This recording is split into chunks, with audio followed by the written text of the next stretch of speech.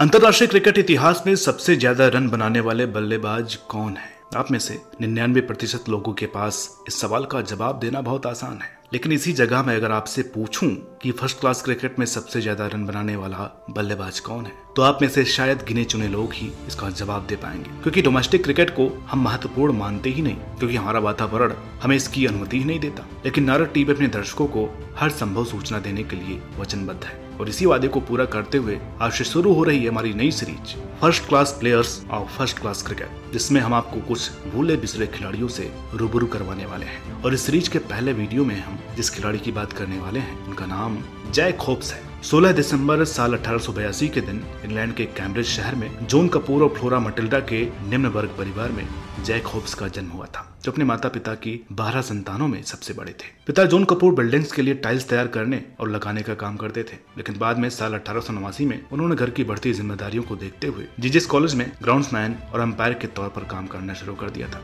Jack hopes में cricket को लेकर प्यार शुरू से ही था। अपने घर की सामने वाली गली में खेलते खेलते होप्स ने अपनी स्कूल टीम को भी इस खेल में रिप्रेजेंट करना शुरू कर दिया था, और जब स्कूल की छुट्टियां शुरू हो जाती तो होप्स अपने पिता के पास उनकी सहायता करने के लिए पहुंच जाते थे, ताकि क्रिकेट के साथ वो कुछ और वक्त बिता सके। अपनी पढ़ाई लिखाई के आखिरी दिनों में होप्स ने सबसे बड़े बेटे का फर्ज निभाते हुए स्कूल टाइम से पहले कुछ घंटों के लिए एक प्राइवेट हाउस में काम करना शुरू कर दिया था। साल 1895 में स्कूल की पढ़ाई पूरी होने के बाद होप्स ने कुरियर डिलीवर करने का काम भी किया, और इसके बाद भी यह सिलसिला कॉलेज क्रिकेट टीम को असिस्ट करने से लेकर गैस फिटर के तौर पर चलता रहा। होप्स असहनीय परिस्थितियों में अपना जीवन गुजार रहे थे, लेकिन सभी मुश्किलों के बावजूद भी उन्होंने क्रिकेट का साथ नहीं छोड़ा। अपने खाली समय में पार्कर प्रेस ग्राउंड में प्रैक्टिस करते हुए होप्स अलग अलग क्लब्स टीमों का हिस्सा रहे। साल 1901 होप्स की जिंदगी का सबसे महत्वपूर्ण साल साबित हुआ, जब उन्होंने एंसवर्थ की तरफ से खेलते हुए एक बड़े मंच पर पहली शतकीय पारी खेली, जिसके चलते इन्हें कैम्ब्रिज 11 में शामिल किया गया, जिसे हेवर्ड की प्रोफेशनल खिलाड़ियों से सजी टीम के साथ मैच खेलने का मौका मिला।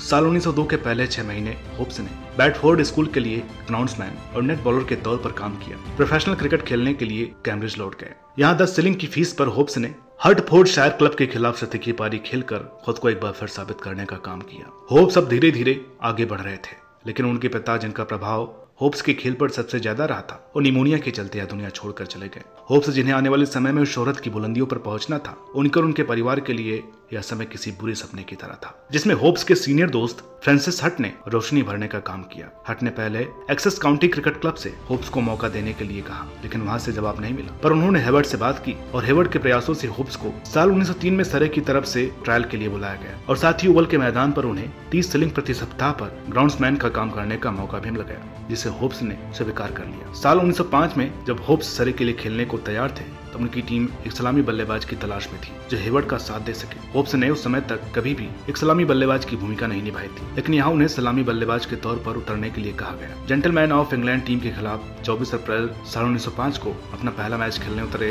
होप्स ने पहली पारी में 18 और दूसरी पारी में 88 रन बनाकर काउंटी चैंपियनशिप के पहले मैच में अपनी जगह बना ली थी, जो एसेक्स के खिलाफ होने वाला था। एसेक्स, जिसने सबसे पहले होप्स को अपने खेमे में लेने से मना कर दिया था। उनके खिलाफ खेलते हुए होप्स ने अपने करियर का पहला शतक लगाते हुए 155 रनों की पारी खेलकर एक अद्भुत सफर शुरू कर दिया था। होप्स ने अपना पहला सीजन 1317 रनों पर खत्म किया, और अगले सीजन की शुरुआत से यह खिलाड़ी बेहतरीन टच में नजर आया। एक्सेस के खिलाफ अपने करियर की तीसरी शतकीय पारी के अलावा होप्स ने 3 और शतकीय पारियां खेली और हेवर्ड के साथ बेहतरीन सलामी साझेदारियां निभाई। होप्स ने अपने डोमेस्टिक क्रिकेट करियर के दौरान हेवर्ड और एंडी संधाम के अलावा अंतर्राष्ट्रीय क्रिकेट में विल्फ्रेड रोड्स और सटक्लिफ के साथ यादगार सलामी साझेदारियों को अंजाम दिया था, और इस सफर में हेवर्ड के साथ खेलते हुए 9 सालों में होप्स ने 40 शतकीय साझेदारी पूरी कर खुद को बेहतरीन सलामी बल्लेबाज सिद्ध कर दिया था। साल 1906 सीजन की सफलता के बाद अगले साल भी होप्स के बल्ले से बहुत सी बेहतरीन पारियां आई। जून के एक सप्ताह में होप्स 4 शतकीय साझेदारियों का हिस्सा रहे, और इस तरह इस बल्लेबाज ने अपने करियर में पहली बार एक सीजन में 37 के एवरेज से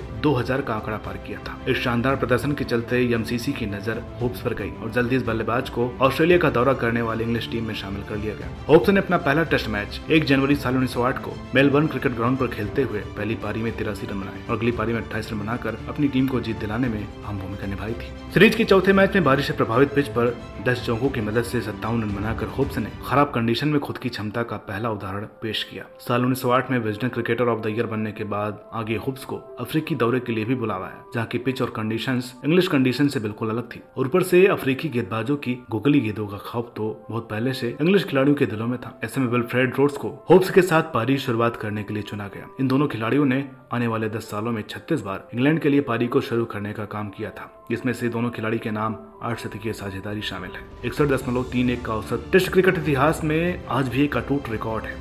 अफ्रीका के खिलाफ सीरीज में हुब्स इंग्लैंड के सबसे बेहतरीन खिलाड़ी बनकर सामने आए, जिनकी 93 रन की पारी के चलते इंग्लैंड तीसरे टेस्ट मैच में जीत हासिल करने में कामयाब रही थी। इसके अलावा रोड्स के साथ मिलकर हुब्स ने सीरीज के आखिरी मैच में 221 रनों की साझेदारी भी पूरी की, जो उस समय एक रिकॉर्ड था। हुब्स की 187 रनों की पारी के चलते ही इंग्लैंड यह मैच जीतने में सफल रही थी। इस सीरीज के बाद हुब्स को विजडन से लेकर दुनिया भर के लोगों ने सबसे बेहतरीन बल्लेबाज स्वीकार कर लिया था।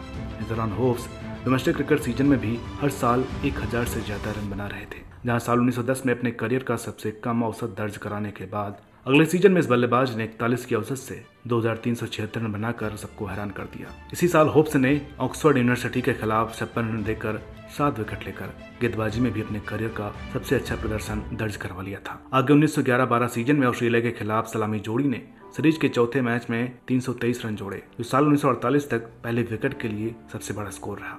और यह स्कोर आज भी ऑस्ट्रेलिया के खिलाफ इंग्लैंड की तरफ से पहले विकेट के लिए सबसे बड़ी साझेदारी है। हुब्स ने यह सीरीज 82 की औसत से 662 रन बनाकर खत्म की, जो उस समय एक रिकॉर्ड था। हुब्स अब साबित तौर पर पहले विश्व युद्ध से पहले की क्रिकेट जर्नी के सबसे बेहतरीन बल्लेबाज बन गए थे, जिसके पीछे सबसे बड़ा कारण उनका अग्रेसिव अप्रोच था, जो क्रिकेट में उनकी दूसरी पारी में देखने को नहीं मिलता है। हुब्स के अग्रेसिव अप्रोच का अंदाजा आप इसी बात से लगा सकते हैं कि साल 1913 सीजन में इस बल्लेबाज ने 50 की औसत से 2605 रन बनाए, जिसमें हेवर्ड के साथ एक मैच में 313 रनों की साझेदारी भी शामिल है, जो उन्होंने मात्र 190 मिनट में पूरी की थी। पहले विश्व युद्ध के दौरान जब हुब्स को क्रिकेटिंग एक्शन से दूर होना पड़ा, उन्होंने अपने परिवार के पोषण के लिए एक फैक्ट्री में क्लर्क के तौर पर काम करना शुरू कर दिया। 110 स्क्वाड्रन में शामिल होने के साथ ही उन्हें रॉयल एयरफोर्स के साथ फ्रांस भेज दिया गया, जहां हुब्स ने युद्ध में भी भाग लिया। युद्ध के बाद जब साल 1919 में क्रिकेट दोबारा शुरू हुआ तो हेवर्ड ने संन्यास ले लिया था और अब संधाम डोमेस्टिक क्रिकेट में हुब्स के नए साथी थे। इन दो बल्लेबाजों ने आने वाले समय में कुल 66 शतकीय साझेदारियां निभाई।